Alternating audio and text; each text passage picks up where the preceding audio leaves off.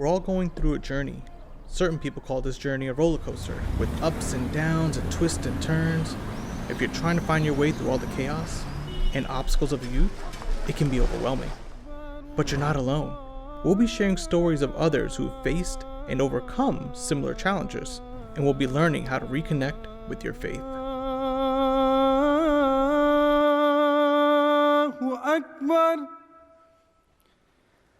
The journey of self-discovery and identity discovery sometimes causes a split inside of us. In other words, it causes us to inhabit two different types of worlds, each vying for dominance, destined to collide. Our hearts and our minds become a battlefield for the opposing forces. Today we'll be listening to a story just like this, and how one can overcome such circumstances. But enough from me. Let's get right into it. Those two cultures always collide. And then I never wanted my parents to know like the type of friends I'm hanging out with outside of the house, right? Today we're going to be speaking to Waqas Hussain, who's 33 years old, lives in Dallas, Texas, and he's a born MD. I got a chance to speak to Waqas and started by asking him what it was like to grow up in the US as a Muslim. Growing up in the U.S., growing up especially in the South, like in Texas, where growing up here, there wasn't a ton of diversity. It was, mostly white people, and you definitely feel like you're growing up in two different worlds, right? You have your home life, which centers around a lot of things revolving Jamaat and Islam, and that, from a cultural aspect and also from a religious aspect, that's sort of what you embody. But then you go to school and everything's completely different. Your friends are very different. Your lifestyle is very different. So I often felt like I was living in two different worlds, and those worlds many times were always in conflict of one another, right? And so you have this insecurity about yourself where you want to try to fit in as much as humanly possible with the outside world, and you want to try to like shed your skin and shed that Islamic and whatever's different about you. You want to try to get rid of that altogether and just be one of the guys. Many kids growing in these Western countries experience the world split in two. So, Waqas, by knowing the fact that these two worlds would potentially collide with each other, was there ever a time where you're trying to hide one from the other? All the time. And I never wanted my parents to know like the type of friends I'm hanging out with outside of the house, right? They're very much not living an Islamic life, and not necessarily that I was doing those things, but just to be out there and be within that sort of group of people. I didn't want my parents to know that was happening. So you definitely try to hide one life from the other life. Complicating the world a little more, in 2001, our world changes. 9/11 happens. It was so tough going to school that day because I remember like I got like tons of questions from people like, was this you? Was this your group? Was it like, what do you have to do? And like, you just want to like bury your head and like try to distance yourself from it as much as humanly possible. You just want to like be as normal and fit in as much as you possibly can. And that made it that much more harder to do that. Yeah, for sure. What did you do to try to fit in high school? I played sports. Like sports was the thing that made me fit in. Like growing up in Texas, Friday Night Lights is, it's huge. Is it really a big thing out there? Like, yeah, it's huge. It is a cultural phenomenon. It is such a big part of life here. Yeah. And so if you're part of that, right? If you get into that lifestyle, then all of that other stuff that your home life and stuff like that, you can hide from that because now you're one of them, right? You're in that club. So I did that. I played football growing up in high school. In such circumstances, having a strong Jamaat presence around you can be very beneficial, but a small and dispersed Jamaat can make connections difficult.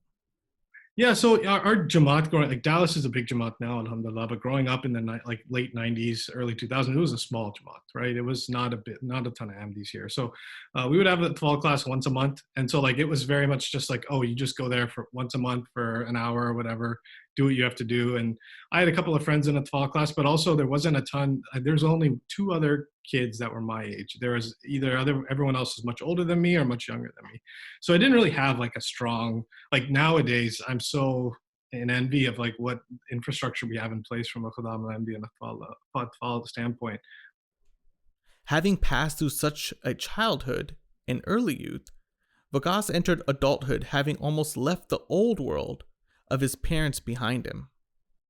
Yeah, I went to college, but was very, very much removed from my faith. Didn't know much about my own religion. Didn't really care much about religion to begin with. Didn't really see a place for it in my life, really, and was just like, you know what? I made it this far without being that religious.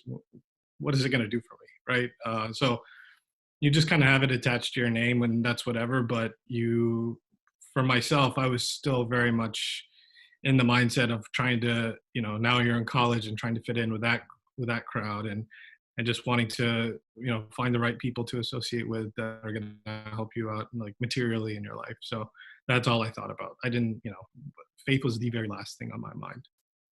Now in college, living a regular life, his two worlds were about to collide once again.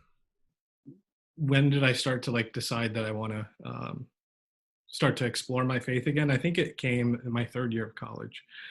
And what really sort of sparked that drive in me is I starting to take some classes, like philosophy classes in college that you normally do, and they have you question a lot of things and like start to explore different avenues of faith. But so that was one piece of it. It was a number of things that sort of collided all together at the same time. And another piece of it was like my parents would start to talk to me about things like marriage, right? And like who I want to spend the rest of my life with. And that's a really big decision. And when you think about that in terms of your faith as well, like, do you want to spend your life with someone who's going to be in that world, or do you want to spend your life with someone who's not going to be in that world? Right. And if you commit to someone, you need to actually be fully committed yourself, right? It can't be some wishy-washy decision. So like that started to really collide with me as well. So I sat down and thought to myself, you know what? I should probably take a look at this thing and see like, whatever my forefathers, 100 years ago, accepted. Is it real? Is this thing legit? Like, am I going to follow this, or is it bogus? And I need to figure that out on my own. And I will say that the one thing though that was really important in all of this is that my parents built a really strong foundation inside of me of understanding what's right and what's wrong. And like that foundation allowed me to examine my faith and examine other faiths with the right sort of lenses and context. Because if I didn't have that foundation in place, it's really, really easy to look at things backwards. And I see people do that as well. But my parents, alhamdulillah, they instilled that deep rooted foundation in me that you do when you're like a little kid. Yeah. And that deep foundation, while I strayed away for a while, like that, I would say like that was the most important thing, that when I started to examine my faith and other faiths, it was that foundation that kept me grounded and trying to understand what the truth is. So while you were in your philosophy classes in college, were you studying any other religions by any chance?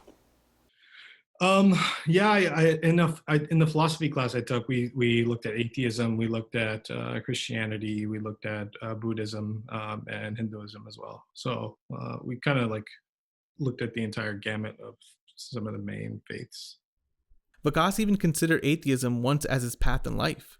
But then the spark of truth placed in his very nature by God made him rethink things. So why not go that path then, right? No accountability, doesn't really matter. Let me do what I want to do. I feel like that's like the American culture. I'm going to be who I want to be. Yeah. Well, yeah, no, you're right. It's the easiest path, but I wanted to go down the path of like what was true. And if I look at what true is, like where I find truth in sound reasoning and logic. And I could not find sound reasoning and logic with atheism. As much as atheists love to say that they have the most logic, within their process and structure, to me, it just didn't seem rational or reasonable to think that this entire universe could exist without a creator. Like you have a creation, something had to create that. So once I believed in that concept at a baseline, from there, it's like, okay, now if I believe in a God, which one of these faiths is he actually speaking to us through? Waqas arrived at a grand realization, what the Prophet Muhammad calls the should be stage, that there should be a God, the creator of all things. But what did Waqas do next? It really boiled down to what made the most logical sense. Mm-hmm. And what was that one thought where you're like, you know what? Ahmadiyyat is it. Yeah. Well, I want to also say, like, when I started that process, I prayed to God, right? Like I said, God, show me whichever path is the right path. Like, make it, so I don't need like a lightning bolt sign or anything, but like, just, and to be honest, like, you hear some of these amazing stories of people who have like these wild dreams that show them the path of Islam and Ahmadiyyat. And I didn't have that, right? And that's okay. Like, I didn't have some incredible, dream that showed me the right way, but I just felt it inside. And and when I came to that realization, it was when I started to read the philosophy of the teachings of Islam by Hazrat Masih Maud salam. And in that book, he talks about the three stages of mankind. And as I was reading that, I thought to myself, you have the first stage of mankind, which is the self that incites to evil. And then you have the self-reprieving self, and then you have the final stage, which is the closest connection to God. And as I'm reading that, I'm thinking, this makes total, like, I've actually experienced this in my own, like, I've experienced this in my life where I'm living life without having any regrets, right? And you're just doing whatever you want to do, and it feels great. But like, the things that you're doing are just completely base level animalistic things. And then you have that moment where you actually start to regret a lot of the things that you're doing, right? So I knew it was true because I've actually experienced that myself. And then the fact that all of those things that Hazrat Masih Maud talks about in philosophy teaching of Islam are rooted in Islam itself. It's not like he just made these things up out of thin air. He tied it back to the Holy Quran and the Hadith. I was like, this is it. This 1000% makes so much sense to me. And I knew it, like I said, I didn't have some miraculous dream or anything like that, but I just knew it inside of my heart that this is the truth. Yeah, for sure. And where was Hazur in all of this while you're finding and reconnecting with your faith? It's a good question. When I was younger, we had a obviously very close, Khalifa Rabi was very much prevalent in my life and in our home's life. But when he passed away and Khalifa al-Masih Khamis Sayyidullah Ta'ala bin Nasr al-Aziz became Khalifa in 2003, that was like the time where I was starting to like really split away and be pretty distant from the Jamaat. So I didn't really build a strong connection with him when he first became Khalifa. But when I started to read about the teachings of Hazrat Masih Maud and really started to then from there read and learn about the teachings, or started to listen to the Friday sermons of our current Hazur, that's where I really started to build a strong bond and connection with. Where Waqas was once on the brink of atheism, he had finally returned home through the teachings of the promised Messiah, but his growth would continue under the love of Khilafat. I did a lot of reading at that time. I read another book written by Chaudhry Zafullah Khan Saab about Khalifatul Masih Awwal, and that book as well was an amazing book that talked about his life and the way he dedicated himself to Hazrat Masih Maud. So like all of these books about reading about the Khulafa as well just continued to inspire me and like really started to draw me closer to Khilafat. And listening to Hazur's Friday sermons, watching his speeches and Jalsa, like I just started to build such an immense love for him and connection with him. And that I would say, like, if the hook was that, I read this book and like I'm starting to get drawn to Ahmadiyyat, it was Khilafat that like grabbed a hold of me and like jolted me inwards even more. Then he had the honor of the blessed audience with Hazur, with a group of Khuddam from USA. This was a very inspiring and transformative experience for him. I was lucky enough to go and visit him with a group of Khuddam, and we all went as a group to go visit him. And in that experience, I would say like was completely transformational and life-changing for me. And the reason is like we had an opportunity to do like a question answer session with him. I stood up and asked a question and like my heart sunk when I went through that experience. Cause I was sitting in the very back and I couldn't really see Hazur, like, I wasn't making eye contact because there was a guy sitting in front of me. But the moment I stood up and you just like, you make that and like, I went completely ghost white. You're like, oh, it's Hazur. Yeah.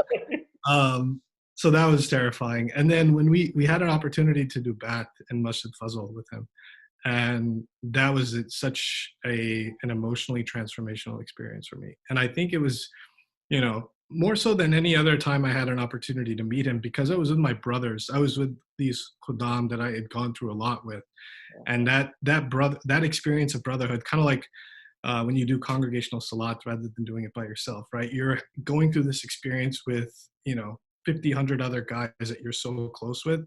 You are rededicating yourself, recommitting yourself to this thing at the hand of the Khalifa, right there. He's like 10 feet from me. You know what I mean?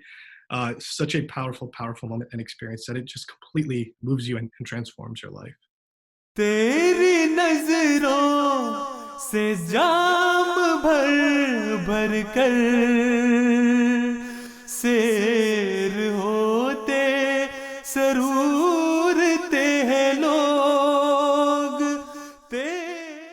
Finally beholding this world, the one that he chose to identify in and really live in, Waqas was beginning to reflect on everything he's done before. And then he tells me something interesting. You know, earlier you talked about the brotherhood you had in high school with your football players. And then you talked about this brotherhood you had to the visit to go see Hazur in London. What's the difference between the two? You can't even, they don't even live in the same atmosphere, right? One is such a superficial brotherhood based on like, oh, we play the same sport together, so, we'll be buddies and, rag on the same kind of jokes and stuff like that. It is so surface level and superficial. The other is such a powerful spiritual, it's such at a deep level that you can't even fathom it. Then I asked Waqas an interesting question. So what do you wish that you had not done while you're trying to reconnect to your faith? I wish I would have done it sooner. I wish I wouldn't have waited until I was like in college or like late college. I wish I would have done this when I was like 14, 15, 16, like going from Atfal into Khuddam. I wish I would have done it at that time, because I feel like I wasted a lot. Like I wasted a number of years that I'll never get back. And so that's probably my biggest regret. For all the Khuddam who are listening to you right now, what would that one message be? That one message would be that don't take this faith for granted, and own the faith yourself. This is not something that you can just pass down from one person to another person. You have to go and find it on your own. So go and search for it and accept it on your own terms. Accept it within your own heart. Don't just be Ahmadi by name, because you're doing the Jamaat a disservice. You're doing yourself a disservice by doing that. So go and truly look for this faith and transform yourself within this faith. And when you do that, there is no limits to what can happen in your life. Definitely. Jazakallah for telling us your particular story. Truth is, Waqas is not the only one who's faced such circumstances. There's confusion and doubt. There are countless of others. However, every one of us must choose to walk to the path that Allah has granted us. Only then can we shed these false identities and become what the Holy Quran refers to as, "You are the best people raised for the good of mankind. You enjoin good and forbid evil and believe in Allah." So anyone who's trying to find their fate, know that this is your identity, the one that God has granted himself.